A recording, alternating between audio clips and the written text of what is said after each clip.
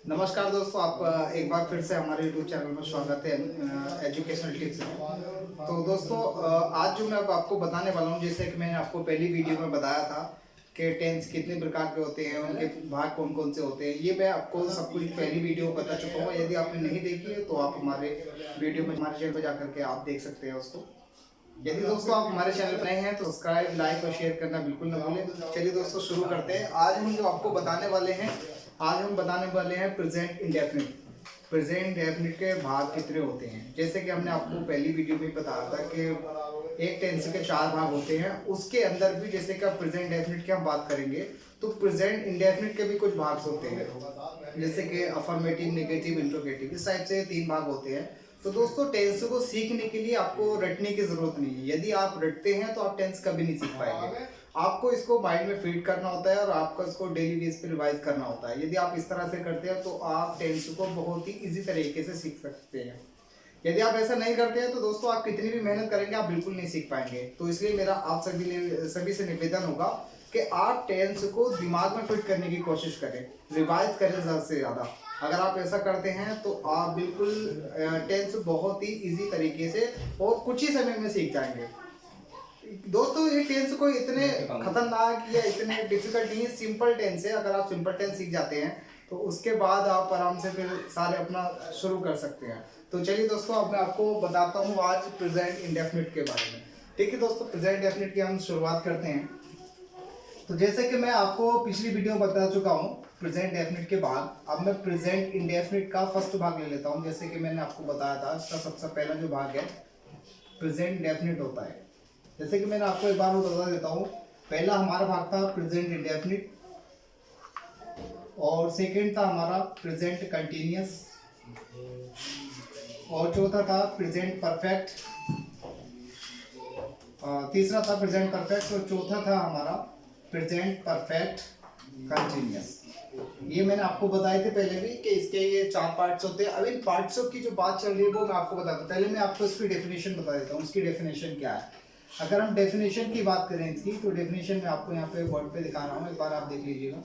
इसकी जो पहचान होती है, अगर हिंदी की हम बात करें तो हिंदी में जो पहचान होती है इसकी होती है, यदि किसी वाक्य में अगर आपका ता है, ती है, ते हैं आदि शब्द आ जाते हैं, तो आप इन शब्दों को देख के पहचान सकते हैं कि वह प्रेजेंट इंडेफिनिट का टेंस है। Present indefinite. अब प्रेजेंट इंडेफिनिट की टेंस की यहाँ तक तो बात हो गई। अब मैं इसकी बात कर रहा था, इसके जो भाग होता है, इसके भी 3 भाग होते हैं। जैसे कि हम इसको ले लेते हैं। नंबर 1 होता है हमारा अफर्मेटिव। अफर्मेटिव ही इसका हमारा पहला पार्ट है, ये पहला है। और दूसरा होता है हमारा निगेटिव, और तीसरा होता है हमारा इंट्रोगेटिव।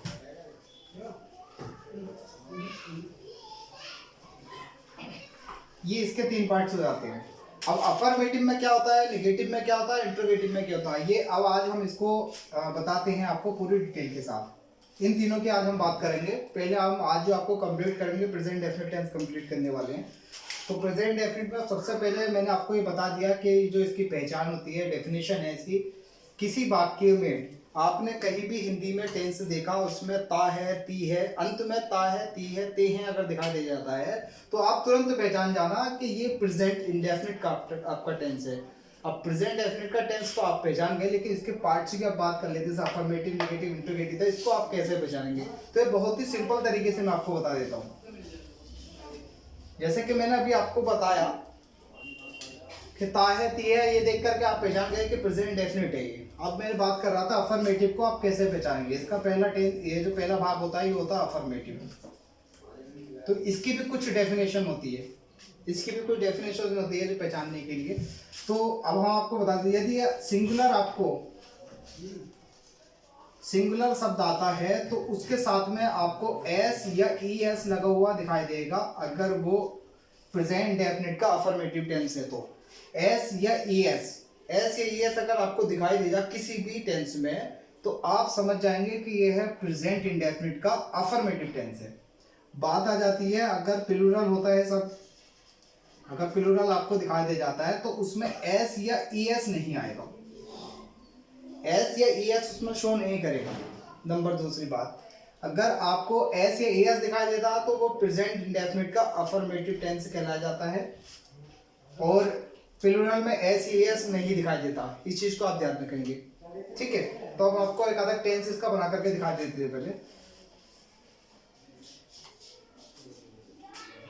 जैसे कि वह पत्र लिखता है,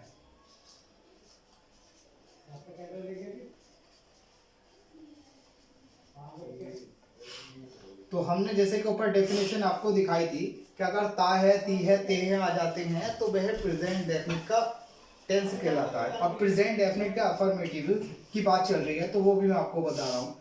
तो जैसे कि मैंने कहा था, एक बार मैं साइड में और लिख देता हूँ, सिंगुलर होता है तो उसमें एस या ई एस लगाना जरूरी होता है, प्लूरल में एस ई एस नहीं लगाते हैं, एस या ई एस नहीं लगाते हैं। ठीक है, इस बात को आप ध्यान रखिएगा। तो जैसे कि मैंने बताया था आपको, ता है, ती है, ये दिखाई दे जाए तो वो आपका affirmative sorry present indefinite tense कहलाता है आपका। तो ता है, ये आपने देख लिया। इसमें आपको जैसे ही हिंदी में ता है नजर आ जाता है तो आप तुरंत समझ जाएंगे कि यह प्रेजेंट इंडेफिनिट का अफर्मेटिव टेंस आपका हो जाता है। तो अब इसको हम बनाते हैं, देखते हैं। ही मींस वह हो जाता है। अब लिखने की क्या होती है, आपको थोड़ी सी इसमें वोकैबुलरी की भी जरूरत होती है। अगर आपको वोकैबुलरी नहीं आती है तो थोड़ा सा आप हल्का फुल्का याद कर लीजिए कि इस तरह से आप रिवाइज करेंगे तो आप और भी अच्छा कर लेंगे। जैसे कि हमने लिखा था राइट, लिखने की क्या होती है, राइट, राइट होती है। अब हमने कहा था कि अगर एक वचन है, सब्जेक्ट हमारा एक वचन है, तो उसके साथ में एस या एस हम लगाते हैं। तो इसमें जो हमारा सब्जेक्ट है वो है वह, और वह जो है हमारा ये सिंगुलर है।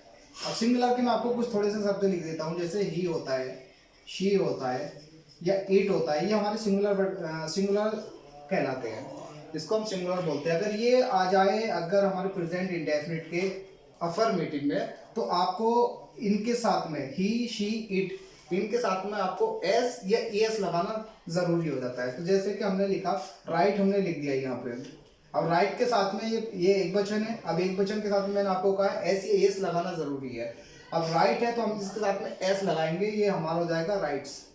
अब यहाँ पे पत्र के लिख देंगे द लेटर, ये हमारा प्रेजेंट डेफिनेट का अफर्मेटिव टेंस हो जाता है। बहुत ही सिंपल है, बस इसको आपको थोड़ा सा माइंड में फिट करना है। एक बार वो सुन लीजिए आप ध्यान से। ता है, ती है, ये आ जाता है तो आपका प्रेजेंट डेफिनेट टेंस कहलाता है। और उसके अफर्मेटिव में आते हैं, तो अफर्मेटिव में आपका सिंगुलर अगर सब्जेक्ट है, सब्जेक्ट आपका अगर सिंगुलर होता है तो उसमें एस ये एस आपको लगाना जरूर पड़ेगा। ठीक है, अब चलते हैं दोस्तों नेगेटिव पर। ये अभी हमारी अफर्मेटिव की बात चल रही थी।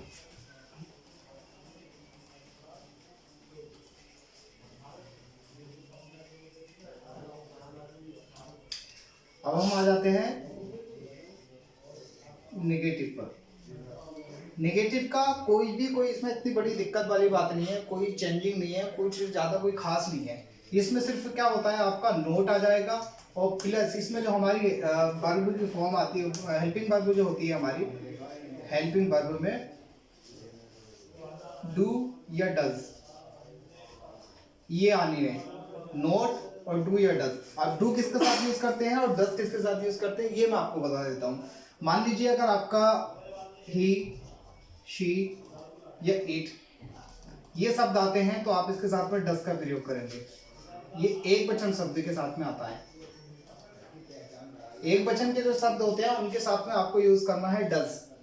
अगर आपका आता है जैसे कि वी, यू, दे, ये शब्द आते हैं तो इसके साथ में आपको डू का प्रयोग करना होगा, ये कहलाते हैं बहुवचन। यदि आपको नेगेटिव टेंस में एक वचन दिखाई दे रहा है तो उसके साथ में आपको डज लगाना है, और बहुवचन दिखाई दे रहा है तो उसके साथ में आपको डू लगाना है। इस चीज का आप ध्यान रखिएगा। इसके आगे बढ़ते हैं। अब इसका पहले मैं आपको एक फॉर्मूला बता देता हूँ। इसका जो फॉर्मूला है बहुत ही बेहतरीन फॉर्मूला है, जिससे आप टेंस बनाने में आपको आसानी हो जाएगी। सबसे पहले आपका क्या आता है, टेंस के अंदर आएगा सब्जेक्ट, प्लस उसके बाद आएगा डू या डज, प्लस फिर आएगा आपका नोट, प्लस फिर आएगी आपकी वर्ब की फर्स्ट फॉर्म,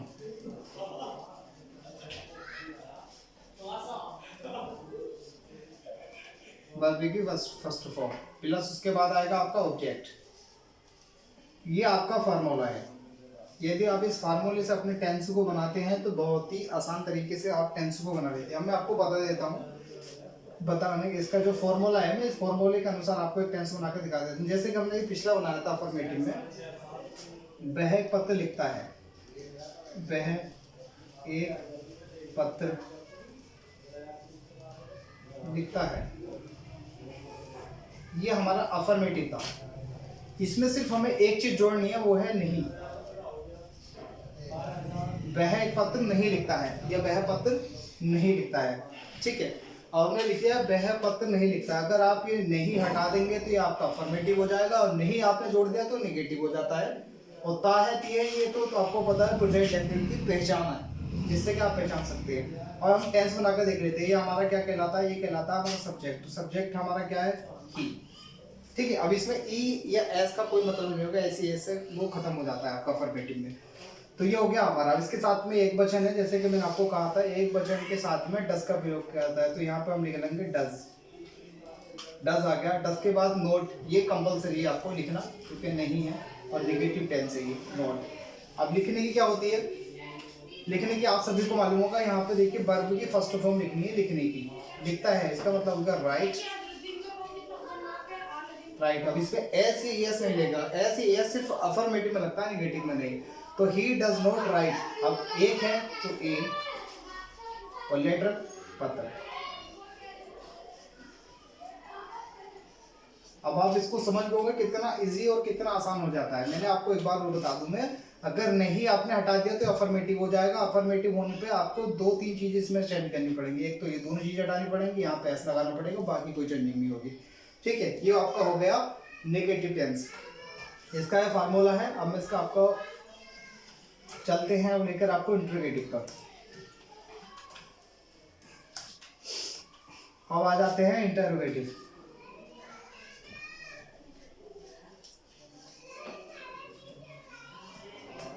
इंटरोगेटिव में क्या होता है, जैसे कि आपका इसमें प्रश्न किया जाता है। इसमें जो आपसे किया जाता है प्रश्न किया जाता है, क्या, कब, क्यों, कैसे। इस टाइप के अगर शब्द आ जाते हैं तो आप समझ जाएंगे कि ये आपका इंटरोगेटिव टेंस है। ये इंटरोगेटिव में आता है। जैसे कि मैं आपको थोड़ी सी इसके लिख देता हूँ, आपके वो प्रेजेंट डेफिनेट की वही पहचान है, ताकत ये, लेकिन भाग है इसका सिर्फ ये इंटरोगेटिव बोलते कीजिए। जैसे कि मान लीजिए आपका क्या, कब, क्यों, कैसे आदि शब्द आ जाते हैं तो उसको इंटरोगेटिव कहते हैं, वो इंटरोगेटिव कहलाता है। अभी इसका जैसे कि अगर इंग्लिश की बात करें तो आप सभी जानते हैं, जैसे कि व्हाट हो गया, व्हेन हो गया, व्हाई हो गया, हुज हो गया। इस टाइप के शब्द आपको दिखाई दे जाते हैं तो आप तुरंत समझ जाएंगे कि यह आपको इंटरोगेटिव दर्शा रहा है, ठीक है। अब हम इसके आपके थोड़े से इसके जो हैं 2 फॉर्मूले बन जाते हैं इसके। 2 फॉर्मूले। इसका नंबर 1 फॉर्मूला मैं आपको बता रहा हूँ। मान लीजिए सबसे पहले तो आपका डू या डज, डू या डज वाला फार्मूला आता है, प्लस सब्जेक्ट आएगा, फिर प्लस वर्ब की फर्स्ट फॉर्म, वर्ब की फर्स्ट फॉर्म, और प्लस ऑब्जेक्ट। ये था हमारा पहला फॉर्मूला, जो कि बहुत ही ईजी है। आप इसी को देख के बनाएंगे। ये कब लगाना है ये मैं आपको बताऊंगा, और दूसरा कब लगाना है ये भी आपको बताऊंगा। दूसरा हमारा हो जाता है जैसे कि वाई, वाट, व्हेन, ये शब्द आएंगे पहले। उसके बाद आपको डू या डज का प्रयोग करना है। डू या डज प्लस फिर सब्जेक्ट प्लस वर्ब की फर्स्ट फॉर्म,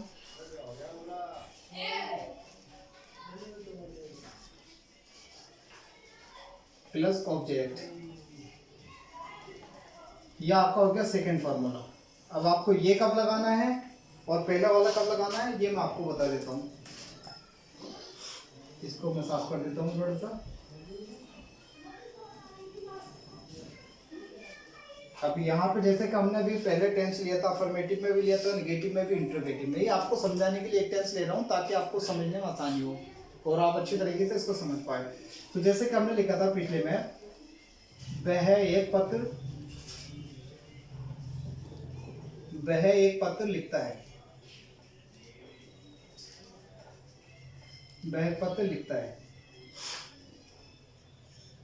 ये हमारा टेंस था, अफर्मेटिव भी यही था और नेगेटिव में थोड़ा सा चेंज हो गया था। अब इसको इंटरोगेटिव बनाने के लिए क्या क्या हो सकता है, वह हो जाएगा क्या वह। क्या वह एक पत्र लिखता है, पहले हम आपको दिखा देते हैं, फिर उसके बाद दिखा देते हैं। वह एक पत्र क्यों लिखता है,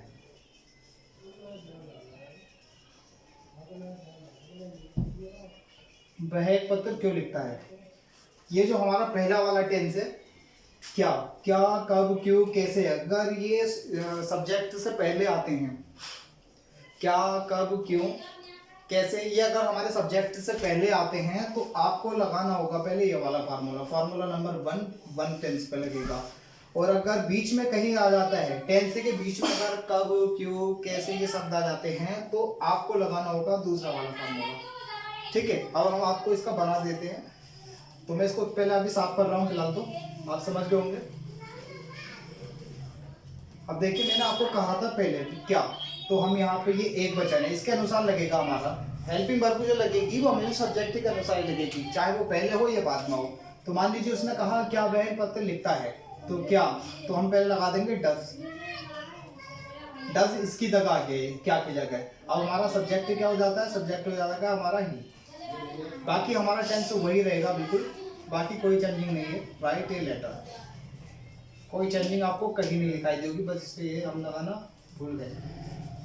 ये चीज जरूरी होती है लगानी, क्वेश्चन मार्क है, क्योंकि इसमें प्रश्न किया जाता है। इंट्रोगेटिव टेंस में हमेशा प्रश्न किया जाता है। तो does he write a letter, ये हमारा पहले का हो गया। अगर शुरू में क्या, कब, क्यों, कैसे आपको दिखाई दे तो पहले हेल्पिंग वर्ब का हम यूज करते हैं। दूसरे टेंस में आ जाते हैं, अगर वह एक पत्र क्यों लिखता है, अगर ये बीच में आ जाता है क्यों, कब, कैसे, तो पहले हम इसको लिखेंगे। जैसे कि हम लिख रहे थे वाई, वाई मिस हो गया क्यों। अब यहाँ से हमारा पूरा मैटर्स का खत्म हो जाता है। अब हम इसको बाद लगाएंगे हेल्पिंग वर्ब, जैसे कि मैंने आपको बताया। जब ये क्या है, एक वचन है, तो एक वचन के साथ हम क्या लगाएंगे, डज। डज, बाकी अब हमारे कोई चेंजिंग नहीं करनी, बाकी सारा का सारा ऐसे ही लिख देंगे। बहुत ही इजी है इसको बनाना। ठीक है, आप समझ गए होंगे गाइस। पहले अगर क्या, कब, क्यों आ जाते हैं तो आपको डज या डू से स्टार्ट करना है, वो आपको देखना है सब्जेक्ट के अनुसार। दूसरा जो हमारा ये टाइप का है टेंस, दूसरा टाइप का जो है, अगर बीच में क्या, कब, क्यों, कैसे आ जाते हैं तो आपको स्टार्टिंग करना है व्हाई, व्हेन, क्यों से, उसके बाद हेल्पिंग वर्ब। ठीक है गाइस। तो गाइस ये वीडियो हमारी काफी लंबी हो गई है, मुझे ऐसा लग रहा है। तो आज ये हमने बताया आपको प्रेजेंट इंडेफिनिट का अफर्मेटिव, नेगेटिव और इंट्रो। तो ये प्रेजेंट इंडेफिनिट हमारा टेंस पूरा कंप्लीट हो चुका है। ठीक है गाइस, तो आज के लिए हम इतना ही, और आपको मिलते हैं नेक्स्ट वीडियो में जल्दी। Okay guys, bye.